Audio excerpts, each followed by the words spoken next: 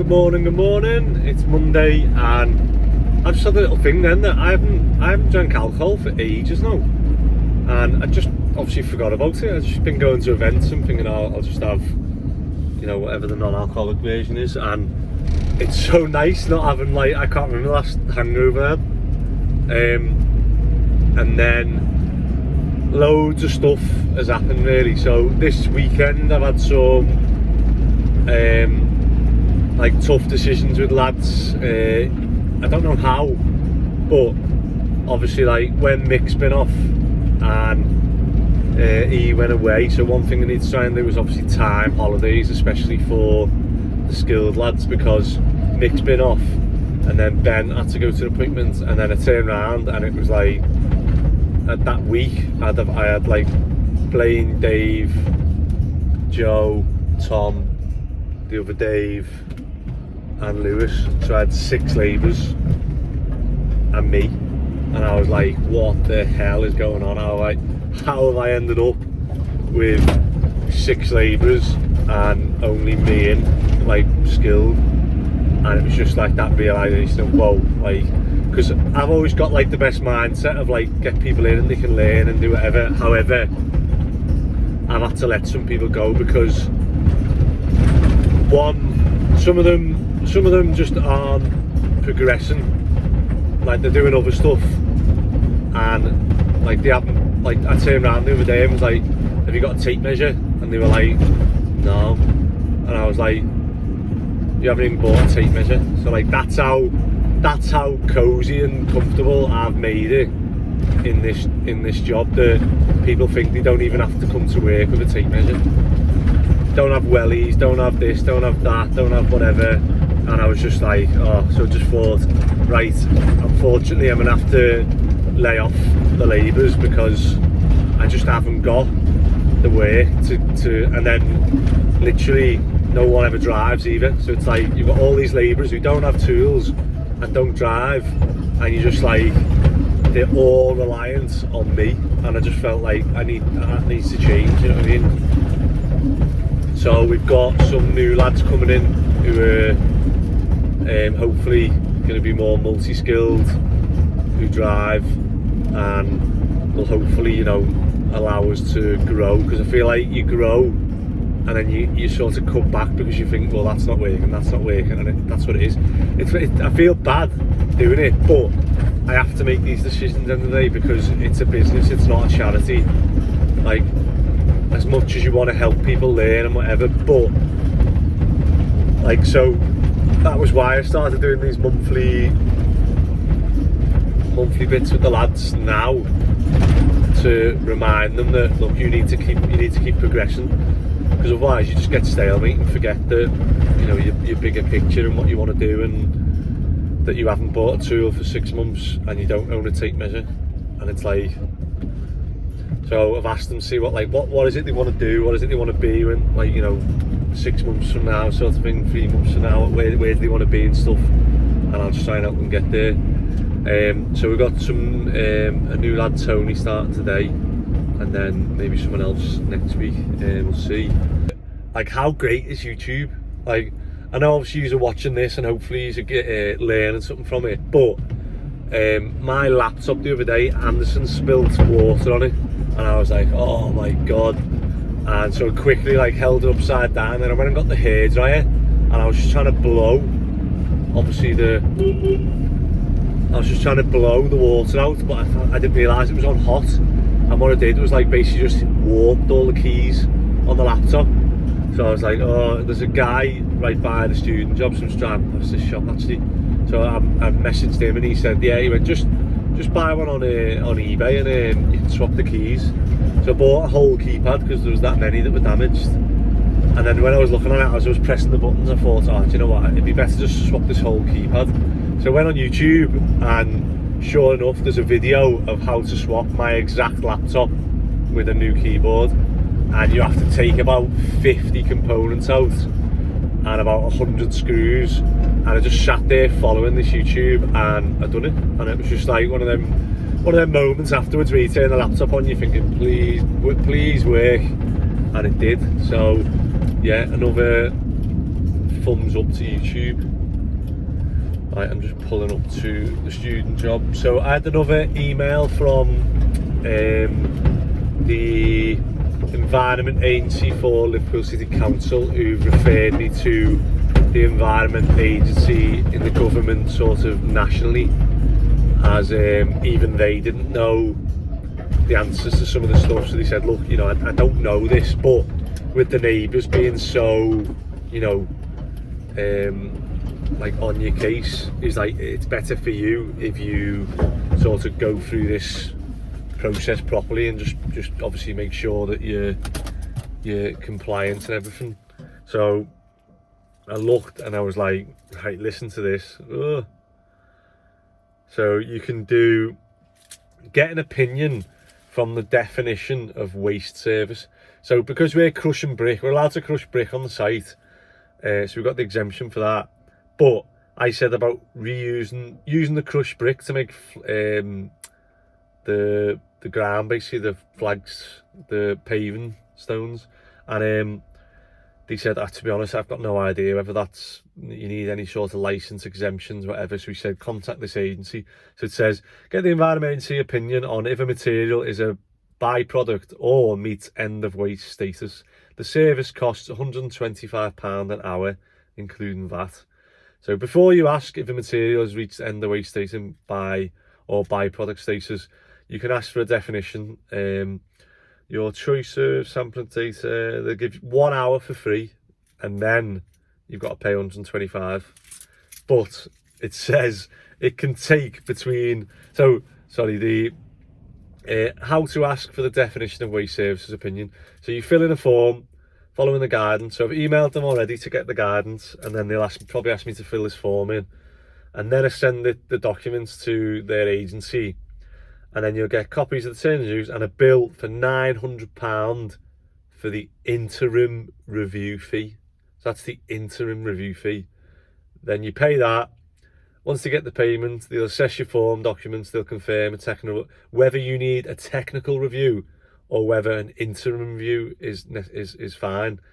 If you need a technical review, they will send you an estimate of how long it'll take, and this ranges between £1,500 and £15,000. So this is where it starts to add up, as you can tell, and you're just like, and this is all just to check whether I can use like recycle brick and use it as slabs on the yard. And you think, like, surely common sense would just say that we're doing one mix a day and we've got one mould to make a slab. But yeah, these are the lengths I'm going to now to make sure that we're fully compliant with everything else. And then also I'm going to ask the same question about applying for a waste license at the yard, because you've seen how much cardboard we get from the student jobs. When we finish, we get loads, and you can do is bale that up, and rather than paying to get rid of it, we can bale it, compress it, wrap it, and sell like the blocks. But I need to check whether we need a different license for that, as it's classed as like, it's our waste from our jobs, but we're bringing it back and storing it and then obviously moving it on, whether you need a different license for that. So yeah, I'm still looking at different concrete mixes. I'm still going back and forth. One thing is that I do look on Alibaba. So a few people have said about, you know, they were thinking about using Alibaba, but it's a bit... So one scam that is going on Alibaba is that you go on, you message a company and it all looks legit and whatever, and then they ask for your WhatsApp number, and then you WhatsApp with them, and then they'll start messaging you on WhatsApp, and that's outside of Alibaba's trade assurance, in which case they start asking you to send money on Western Union or these other methods, which you've got zero comeback on. So if you do buy something off Alibaba, keep it all on Alibaba, because then you're covered. It's similar to like eBay and PayPal and whatever. They can look at it and go, well, hold on, you're asking them to send money via whatever. That's not our protocols, and they'll get rid of that person. And then also just check the reviews. So I was clicking on this one, they had loads of products, and you think, oh, these look like a big company. And then I clicked on the reviews, and all the reviews were from the same person. So it looked like they had loads of reviews, but it was actually... But yeah, maybe I'll do a video going through, obviously, the stages of buying, or obviously communicating, buying and the different processes, just so you can see, you know, what to expect really, because there are some hidden charges when it lands in the UK. When it lands in the UK, there's hidden charges from the Chinese forwarder, from the Chinese forwarder, add costs onto the UK forwarder to send back to them, and they try and make it out like it's a UK fee, but it's not. When you speak to the UK thing, oh, this is a fee that has been added to when it lands. And then we've got, I just chased up the asbestos surveys for the other houses, because we'll be looking to start them soon as, really. Yeah, and then we've got that job that we stitched the concrete lintels into, and we're just going to go back today, and they want to plaster that wall, but they don't want to just fill it in because it's got old wallpaper. Obviously it's hard to, unless they had a roll of that 50-year-old wallpaper to match it in, so they want to take all the wallpaper off and reskim the whole hall, which is quite a big hall. So I've said to him it's hard to price that, because the wallpaper could take an hour, or it could take 3 days to come off, and it could pull off and all the plaster falls off behind. So it's like, you know, I've given them like a best case and worst case scenario. But I was thinking, one thing about the YouTube is that, you know, if we do work for someone like that, that they get to see on the day, where they get to watch, like, obviously they're getting value for money and stuff and what they're paying for, and we're not just going in and it's done in half an hour and we've charged them for the whole day. So that is one benefit of YouTube, if you're genuine and honest. So yeah, I'm going to go in now and see how our red concrete has dried overnight. So I'm hoping that, because I remember doing this last time, and then you end up with like everyone walking traffic on it sort of too soon. If this was a job, say we'd leave it for like five days. I mean, concrete takes months to actually fully cure, but you know, obviously I've buffed it yesterday. Probably if we start walking on it, it will probably still churn up and stuff, so we'll see. But yeah, if we could go to the other jobs and start ripping out, but we're waiting on the asbestos survey. Right, let's go in and have a look. So yesterday I put in the group, I've been playing like Monday, Wednesday and then Sunday with like my mates, and I just thought, I'm literally playing all this footy, and it's like a mad standard to what obviously I'm used to playing.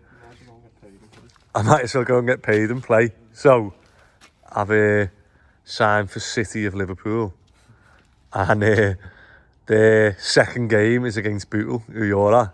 So I told the lads, oh yeah, FA Cup, first FA Cup game, it'll be my team versus Lewis's team. You should have quite fixed. You got them in the trophy as well. Is it? Yeah. But then you're in the league as well. You don't reckon you'll be at Bootle? No, I don't know. That's the point to see. Yeah.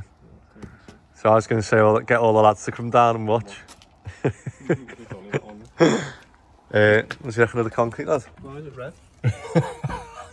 I've never seen that. What's happening there? Lad, there was a dead bird when I come in yesterday, you know. Just a dead bird, just like in the middle of it. That wouldn't do that. It's still here. There's a dead bird, lad. Yeah, look. It do that, though.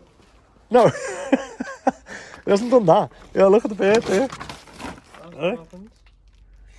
No, I've put dye on it to see. So I had some dye in the van, and I thought, oh, let's experiment and see what it looks like.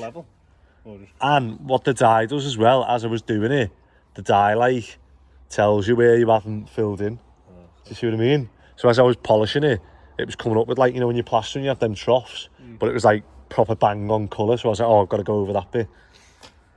That's the idea of that. Just done a nightmare thing there. So the thing I was worried about was,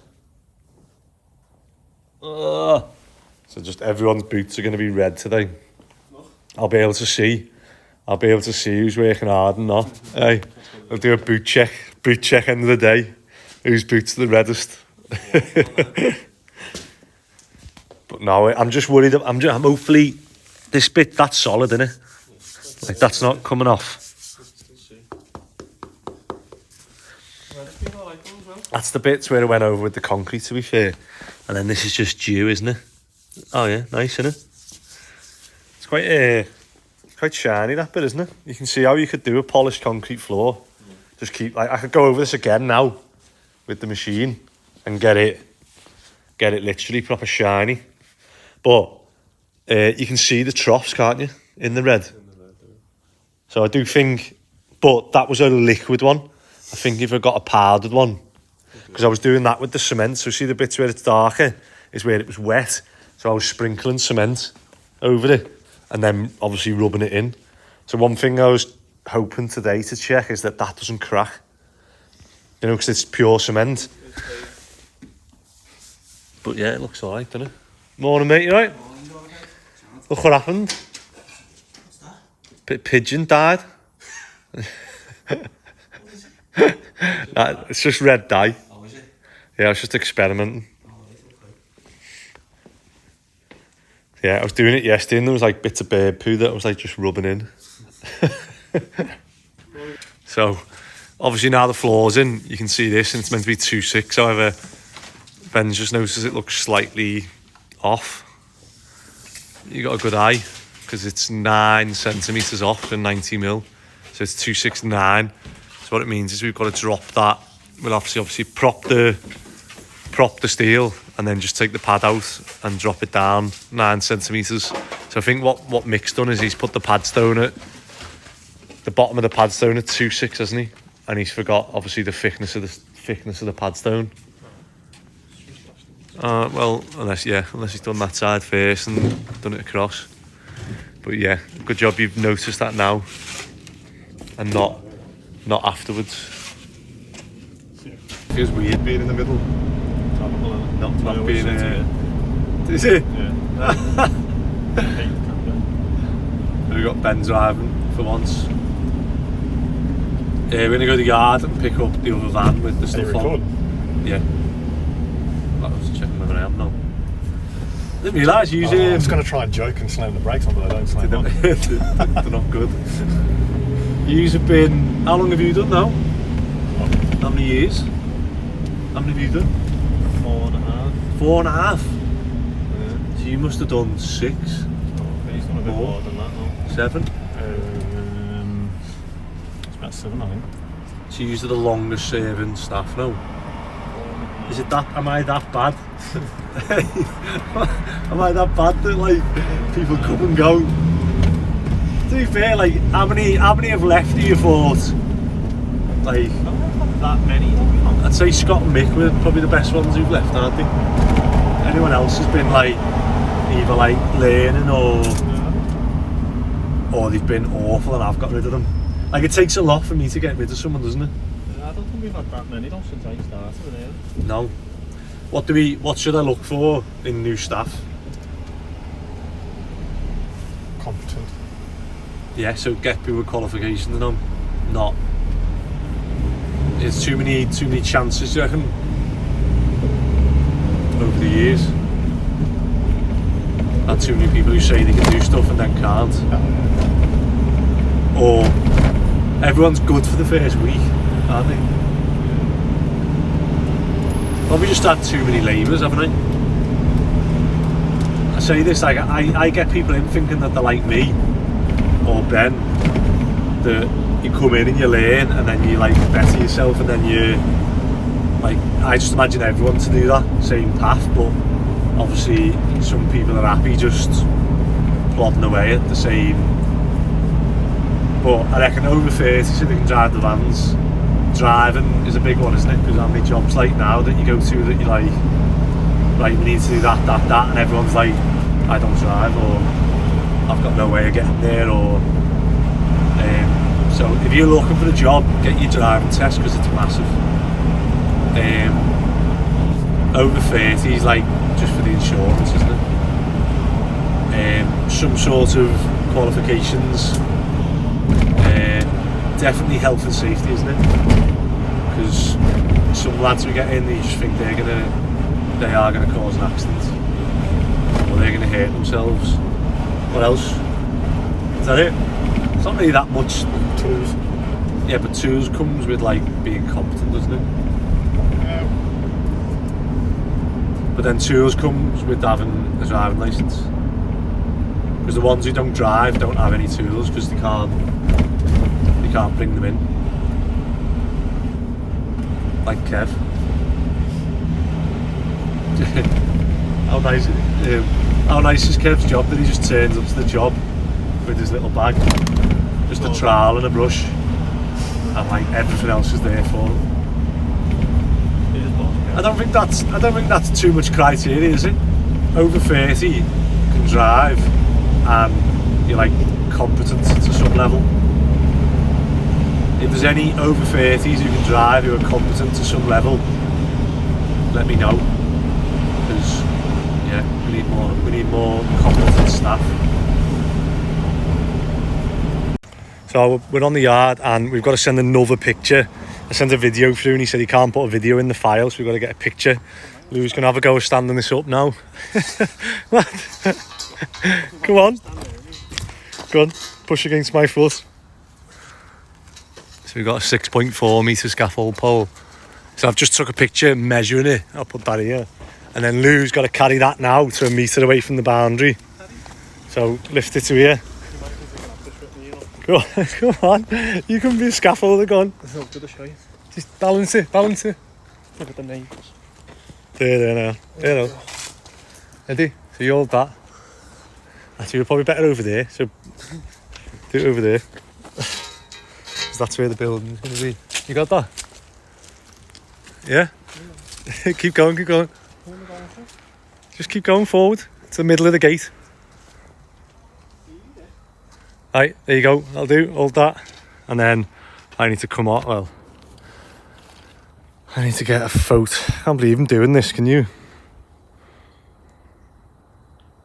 So I need to be there to show.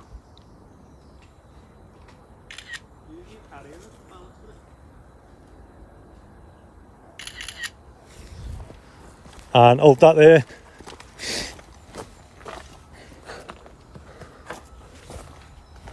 Let me get up here.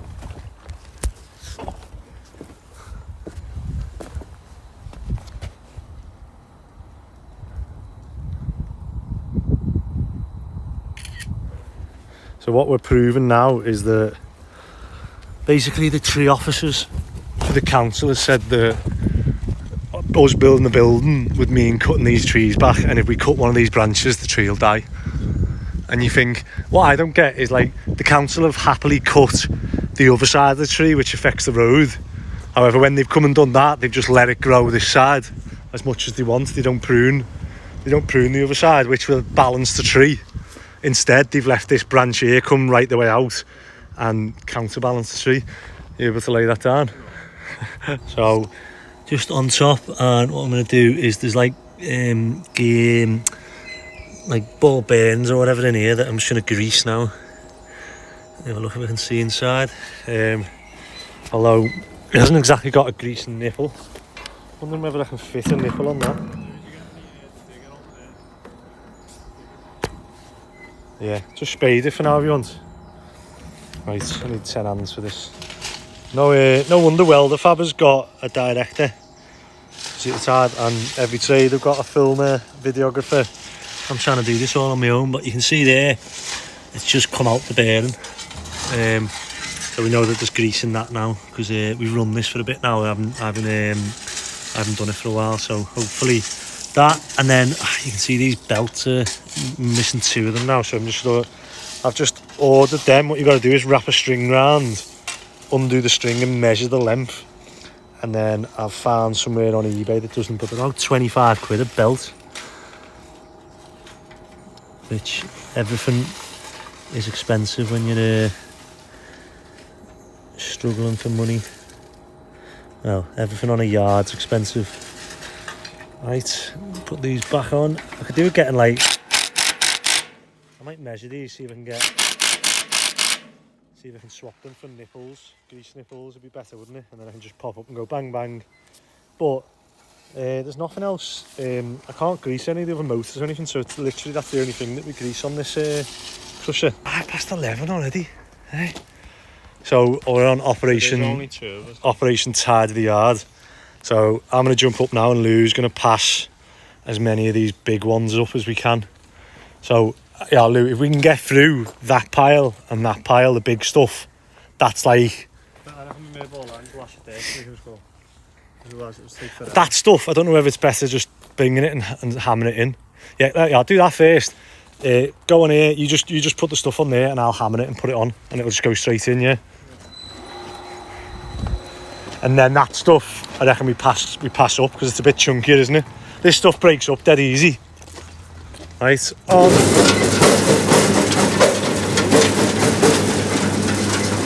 Loud start. It had a brick in it.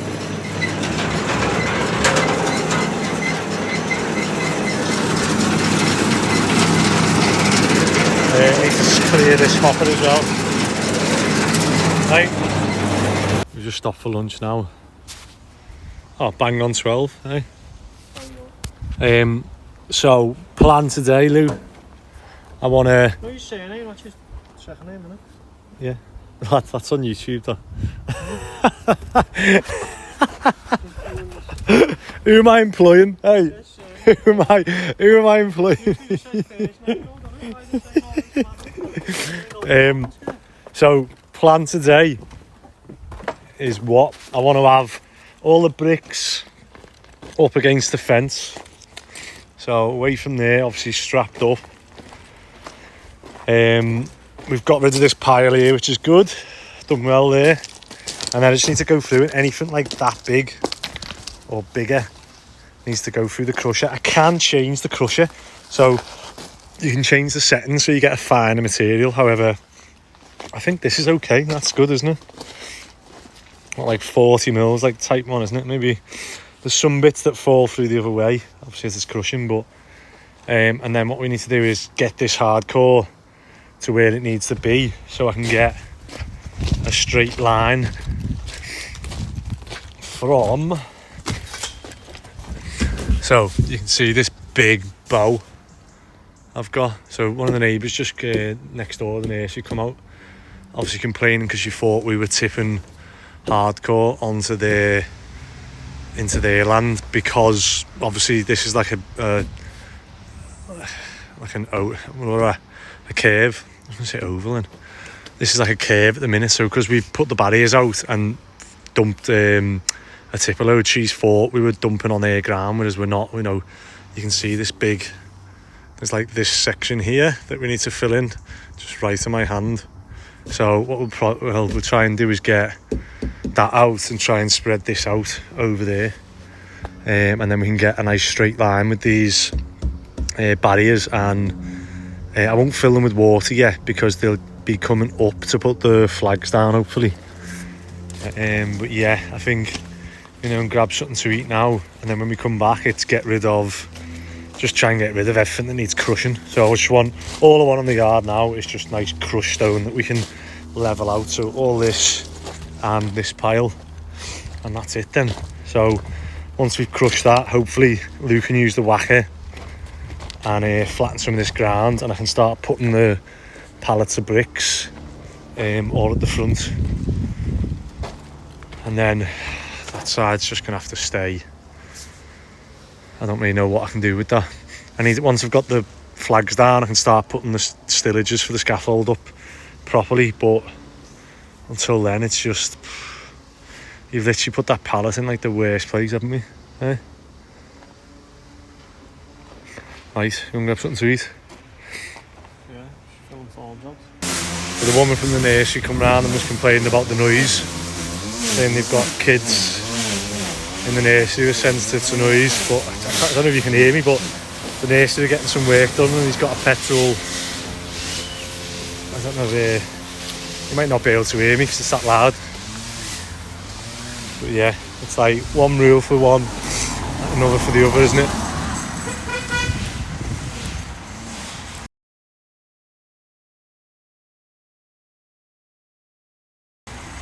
What was that then, lad?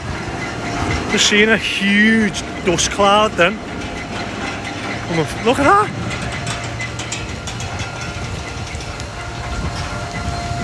What the hell's going on? Look at all the dust coming out of the nursery. Oh my god.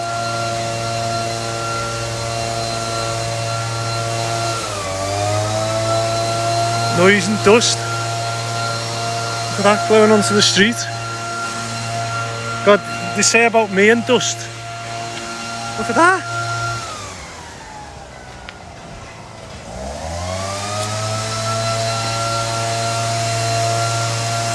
Oh.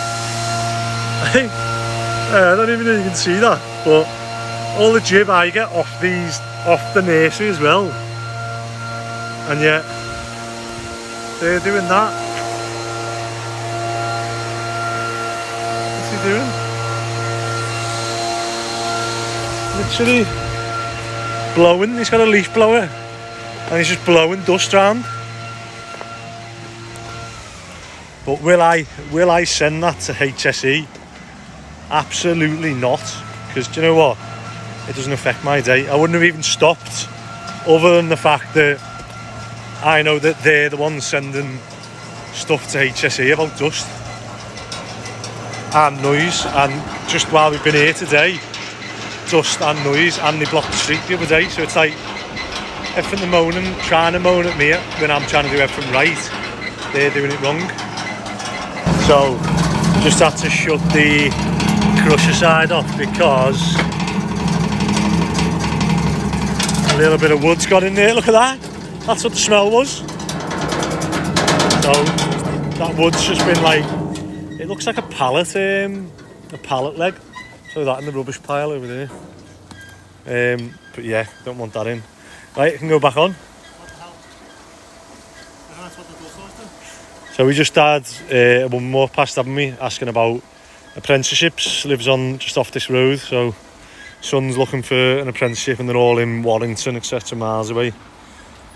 But yeah, we'll see a bricklaying, and I say we're on the student jobs now where we're actually bricking up that extension, so we'll see if there's anything we can do.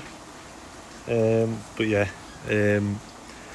don't know, I've not had a bricklaying apprenticeship before, so we'll see what requirements etc. we need to do, and if we can do it, we'll do it. If not, you know, we'll try and pass them on to someone else who's we will know has done it before. Right, are they back on? Yeah, you only have to turn the crusher off, not the shaker deck. Now go inside, press the green button and then press it again. Have you pressed the green button on the front of the panel? Oh. Press that. There you go. Now it'll power the green box. Press the green button on that, and then press it again. There you go. Here it's starting. So we have finished crushing nearly all the brick. That's nearly literally everything on the yard at the minute that we need to crush. And what I'm doing is, this is the pallet that I'm forever getting stuck with the forklift trying to move it. So what I've done is I've got the whacker plate. I've just got my small one at the minute that we use on the extensions, but I'm just wetting the ground so that, because as I started using it then, it was just whacking a load of dust up. So I say I'll just wet this ground now, and hopefully when I go over it with the whacker now it'll be alright. But if not, I'll get Lou to follow me around with the whacker and just, you know, suppress the dust as we're going. But we just need to pick any metal out like that, and then we've got a little metal bin at the other end there.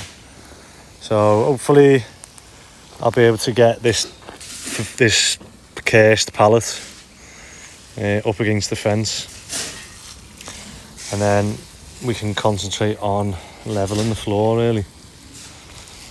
And as we're going, I'm picking out any either bits of rubbish that have got in. There's half a tape measure there, half a 22mm speed fit, and any metal, so anything that will pop the tyres, because hopefully the whacker will show them up more than anything else. And then Ben dropped a ton of sand off, but I don't know if that's done good or bad. I'm hoping if I wet this, the sand, and whack it, see what I mean? The sand should vibrate through to the cracks in the bigger hardcore, because I don't want the forklift to get stuck in that. Right, let's see if this will work now. So me and Lewis are just spreading out now the bits of hardcore so I can whack it so I can get that pallet. But I mean, hey, I need like something I can put on the forklift that I can use the digger to fill, because that forklift can take like a ton of hardcore, or like, you know, like they do like a skip bucket or something, but I need to tilt. So if I could use the digger to fill the forklift, I can start using the forklift to spread the loads out that end, where obviously we've got the big kick in the boundary. But yeah, not more money and thingy, so we're just barrowing it at the minute. Hopefully get these 2 pallets moved. So we only had 1 casualty moving them pallets, and that was this one was actually touching the next one. So as I pulled this one out, the next one out, these went. So we'll just restack that. And then what I want to do is obviously get these closer together, so basically no one can look through.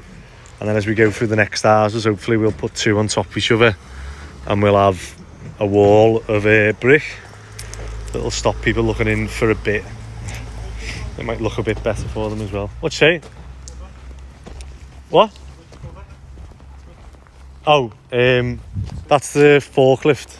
The digger one's over there. I'll put that on now. But yeah, I enjoyed that little bit then. I know you're dying a heat stroke. But no, I enjoyed that. Seeing the forklift actually work and function and be of use and grip. I mean, we didn't have any scares there, did we? Right, let me turn all this off. So we've just got these bricks to stack on a pallet. Last little bits here to get crushed really. And these bits, because what I'll do is I'll put some proper straps onto the post now, so we can get rid of all these slabs that are on the thing. And yeah, I just want to try and make it as flat and clear as possible. So you come in, we've just got a big dip here where you can see. So I just need to try and figure out the best way of getting all the hardcore from there to here. Either just sit on the digger and have 3 lads on a barrow, or look for some sort of forklift dumper would be good. And then this bit, I don't know whether we're going to have time to tidy this bit up, but yeah, mainly just crushing it and getting it level, I'd say. Just get it so I can spin round with the forklift, would be nice. And yeah, just need to get a plan of where stuff's going to go until we can start making some concrete, what do you call it, like temporary flags. But yeah, that's it for today. Well, I'm going to drop Lou off and have a look at the student job. But that's it for today on the yard. So I'm on the student jobs and I've just moved the van to reveal this big concrete stain, which, you know, is not good enough. Like, I can tell the lads have brushed the side, but it needs water doing. So as always, it's down to one person to do it, which is me. I'm gonna have to probably bring a jet wash here for that tomorrow. And then we started getting the block work up, which is nice.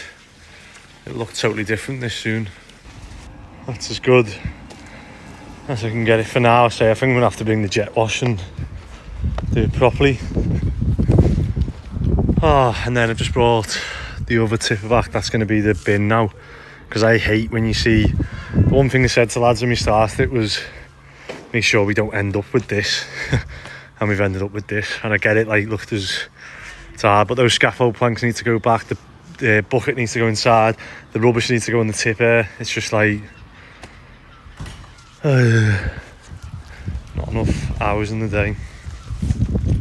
I'm going to go now and pick up me motorbike from town. Oh, right, that is it for now. So, what I need to finish on while I'm hot is the planning consultant rang me and he said, look, obviously I know you're doing the YouTube and stuff, but he said I'm sharing too much again. And I said to him, but like, I didn't realise that he was like, you know, you're putting out there that, like, you know, you're willing to change the height or the depth or the width of the building. And he said it's like a game of chess that you've got to play with planning. And I said, this is what I don't get. I thought planning was like X, Y, Z. I didn't realise that, like, you know, I don't really want to be playing a game of chess with planning. I'd rather just, you know, I thought I'd done the right thing. I inquired before I put plans in and said, what do you want? What can I do? Right, set it back a metre. He actually said I could do the whole yard as long as it's set back a metre, because it doesn't, you know what I mean? It's just obviously it's a steel shed building that if it's all away and stuff, it'd be fine. No higher than the terraces opposite. However, you know, now it's like as if I haven't had that consultation, and it's like, well, I thought I've done the right thing here, that I've inquired beforehand, done exactly to my plans what they asked for, and it's getting knocked back. And you're like, I don't get it. Like, that's what you told me to do the plans to, and now you're knocking it back saying it's not right. And you're like, well, I've only done what you told me to do. Otherwise, what is planning? Just like a lucky dip. You just submit for a block of flats, and then they tell you, well, you can't do a block of flats, but you could maybe do this. And you think, why not just tell me what I could do, rather than... But I don't know, yeah. They're not there to advise, I suppose. But then, if they're not there to advise, well, it's just a yes and no. You have to do like 25 applications before you get what you want. I just don't get it. I just think it's all... I know everyone goes on about planning, and it's like a headache for developers and stuff. I'm sweating here, by the way. And let me put the window down. And like, you know, I'm not the first developer to have issues with planning or delays or whatever else. But yeah, like, what do you want me to do? So Darren, the planning consultant, was like, look, you know, I'm happy for you to share our conversations on YouTube, etc. Because obviously it's good for me and it's good for him that he's just being genuine. He said, however, you know, just be careful that you're not sharing your next moves and stuff. And I was like, I just don't get it. It's just, it should be black and white. It should be X, Y, Z, and it's not. And obviously it's frustrating. So now planning have said that it was a builder's yard. Like, you know, there's no doubt about that. Even though I've had some neighbours today coming up telling me it was never ever a yard, and they've got neighbours signing an affidavit saying it was never a yard. So be careful signing an affidavit, by the way, because an affidavit is a legal document, a court document. So if you sign an affidavit that says it was never a yard, and then I produce pictures that it was a yard with mini diggers, with trucks parked on it. So anyone out there watching, please don't perjure yourself and read the document before you sign it. If you think it wasn't a yard, or, you know, you can't remember, please don't go down that route of trying to think that, oh, if we all sign affidavits, it won't get it. Like, you'll end up, you know, getting prosecuted for lying. So just be careful what you say in your affidavits. You know, I'm all for objecting to stuff and doing whatever you think is best, but like, I've got evidence that it's a yard, so don't go down that route of, you know, perjuring yourself. Yeah, hopefully I don't have to say any more on that. But yeah, so it's like planning have said it's a yard. However, planning is saying that because the weeds grew on it, and that the previous owner didn't. They're saying that it's been abandoned between. They won't tell me anything like that. So they're saying it's been abandoned. So now they're going to refuse the planning for the shed on the basis that the yard is abandoned and that it hasn't got the use of a builder's yard. like the historic use, and that we'd have to apply for the use, and we won't get it because it's in a residential area. It's the last commercial on a residential area, which is obviously it's just frustrating, because I get it that, you know, you've got all these neighbours kicking off and you're trying to do what they think's best. Yeah, so planning is saying like it was a builder's yard. However, we now believe that it's lost it's been empty too long, or it's not been used for so long that it's been abandoned. However, Darren's assured me that the threshold for abandonment is like really, really high, and that this hasn't been abandoned. It's just been, you know, not used for a period. It hasn't been abandoned. There's a big difference. So, but we've now, the council, the planning department are now putting it on us now. So we've now either got to withdraw the application, which I get the feeling from the emails that they sort of want us to do that. However, that's making me suspicious, thinking why are they, you know, like not pushing, but why are they looking like they want us to withdraw the application rather than them? The planning officer said, I'm going to refuse this application. So you can either withdraw it or yeah, basically he said that, yeah, withdraw it, or obviously it'll get refused. And it doesn't matter what other information we provide now. If I provided pictures of it getting used every single day since 1973, they've said on the email that they're going to refuse it. And yeah, it's disappointing. You know, I've spent thousands on this, and all I'm trying to do, I feel like I've done everything right. All I'm trying to do is have a storage yard so I can grow my business. And there's just so many hurdles that you feel are unnecessary. And, you know, I'm being made out by the neighbours to be this big bad guy that, you know, I'm trying to develop a builder's yard in this residential area, when I'm not. I've gone through loads of due diligence in buying this builder's yard that's in a residential area, and we're residential builders, so the closer we are to residential, the better. Like, you know, I do call outs, like I've done call outs on Bowden, at the top of Bowden Road. I've done it round the corner. You know, if I've got my yard, my base there, and we're doing extensions in the area, you know, there's no point having a yard miles away, and then, you know, that's the idea of it, that it's close. And I get that it's like not with all the other commercial stuff, but then it kind of is, in the sense that you've got the yard, the nursery, the whatever the other one is at the end, you've got an MOT centre, the tyre centre, the other stuff, and then it obviously goes into commercial, and then the other side's the freight liner, and it's like, you know, at some point the commercial has to stop and then become residential. There's not like a no man's land. Everyone owns the land in the UK, so someone has to be that break between commercial and residential. Maybe like I've gone too far, like in my brain on the YouTube, in what I could do this, could do that on the yard. Like I'm not saying I'm definitely going to be doing this, that. You know, I only called it a merchant because I want to buy stuff from my company, and I know that the neighbours now are thinking that there's going to be trucks coming in and out every day. There's not. It's just going to be my vans. So at the moment, I'm either going to withdraw the application, or I'm thinking we'll let it get refused, and then I will get a detailed report of why it's been refused.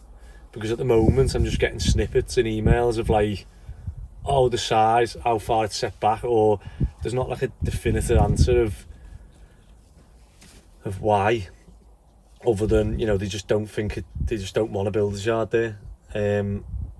But then again, I've exhausted all the things of, I tried to buy it when someone put planning in for flats, and they said absolutely no chance.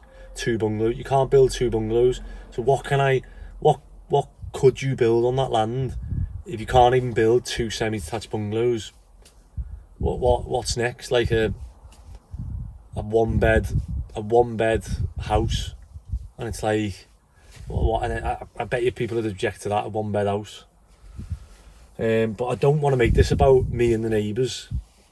I make jokes every now and then to make like a light-hearted, try and make it light-hearted about the situation I'm in. But in reality, like today, I was chatting to the nursery and the neighbours, and then the nursery's moaning about noise, dust, and whatever, and then literally an hour later there's dust coming out the nursery, and they've got a petrol whizzer on, and they're blocking the street the other day, and it's just like, I don't want to be that guy who's like, you know what I mean, I don't want to start a beef with I've tried to just talk to people normally, and some of them you talk to and they go, you know, like, yeah, look, I get it and all this, and I go, well, look, it's not going to be that, it's not going to be this, what can I do to help?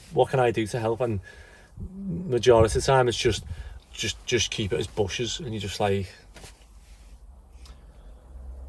so yeah, really disappointing. But obviously I'll just crack on, because I'm using the yard now. I've got, you know, I've remortgaged my house to buy that yard, and every month I've been putting money into like getting it usable, and we're doing stuff that doesn't require planning, and yet I just feel like it's all getting thrown back at me as if, like, you know I'm gonna go to prison next week over it, and it's just like, I don't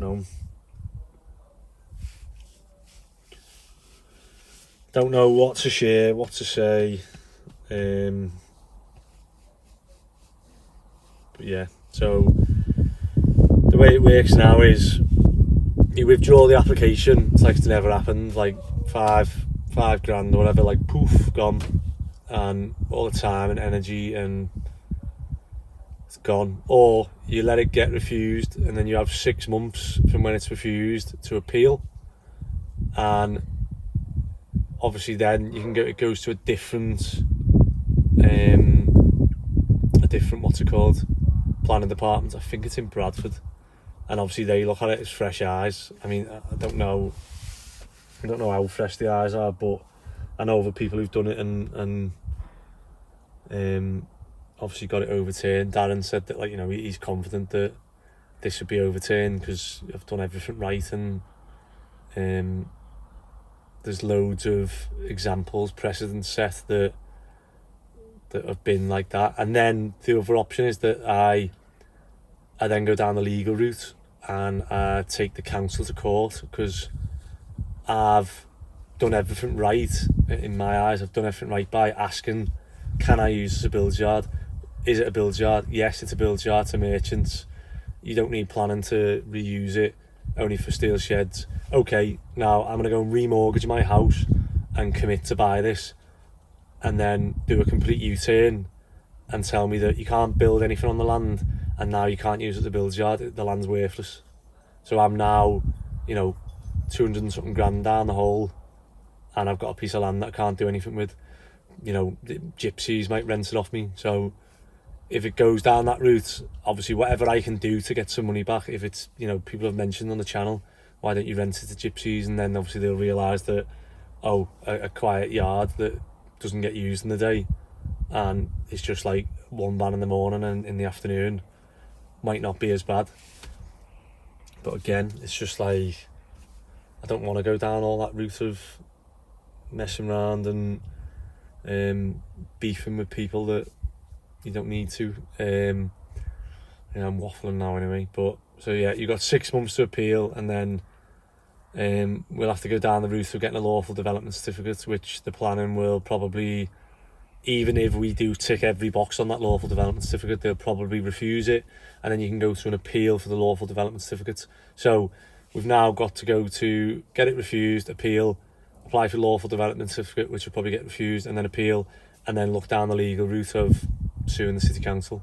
So if it goes to an appeal and we win, the council have to pay or either some or all of my planning and every fee that's involved, that I should have just got planning for that. And if that's how it works in terms of, if it goes to that, similar to court, if someone takes you to court and you win or they win, you've got to cover the other side's fees. It's the same with planning. So you just think, oh, is it worth it? But I'm in now, so I might as well just carry on. And I need to do it.